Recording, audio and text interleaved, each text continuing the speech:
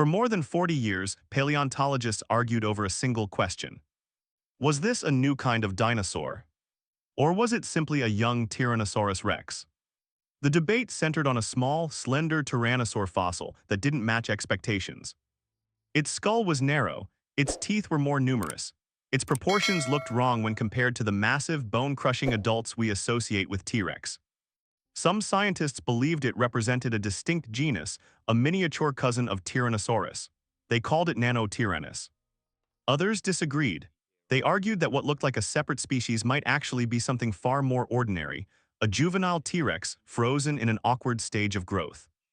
The disagreement divided museums, researchers, and entire generations of dinosaur science. Fossils were labeled differently, exhibits told different stories, papers contradicted one another. And for decades, there was no clear way to resolve it, because the fossil record was incomplete.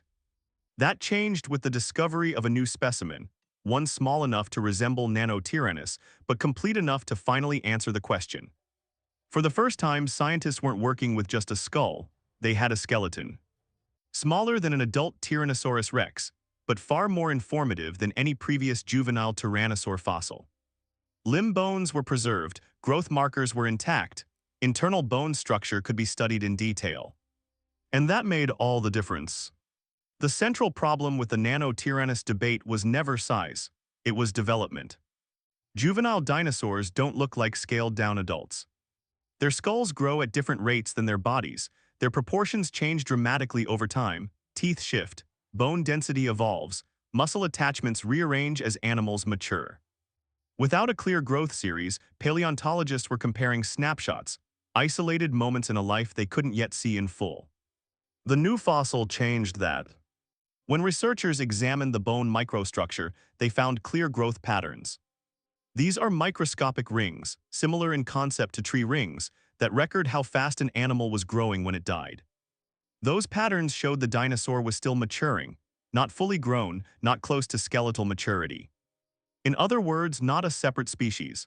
What had once been interpreted as a distinct animal was actually a teenage Tyrannosaurus rex. Histological analysis revealed rapid growth rates consistent with juvenile tyrannosaurs. CT scans exposed internal bone density patterns that matched known developmental stages of young T-Rex specimens. And when researchers compared the fossil to established Tyrannosaurus growth series, the match was clear. Skull proportions aligned with known juvenile stages. Limb development fit expected patterns. Bone remodeling followed trajectories already documented in young tyrannosaurs. This wasn't speculation. The findings were published in Nature after extensive peer review, supported by independent analyses and museum verification. For decades, the Nanotyrannus hypothesis survived because it wasn't unreasonable. The fossil really did look different. But difference alone isn't enough to define a species. Growth complicates everything. Juvenile dinosaurs often occupy a biological middle ground. They aren't built for the same feeding strategies as adults. Their skulls prioritize speed and agility over raw strength. Their teeth may be sharper and more numerous, their frames lighter and more flexible. Without understanding those transitions, it's easy to mistake age for identity. That's why this debate lasted so long. Paleontology rarely gets complete life histories. Fossils are scattered across time, geography, and preservation quality. Most species are known from fragments, not full developmental sequences. In the case of Tyrannosaurus rex, adults dominate the fossil record, juveniles are rare, subadults rarer still. This new fossil filled in missing frames of the movie, and once those frames were visible, the story changed. Nanotyrannus didn't disappear because scientists changed their minds. It disappeared because new evidence arrived. That distinction matters.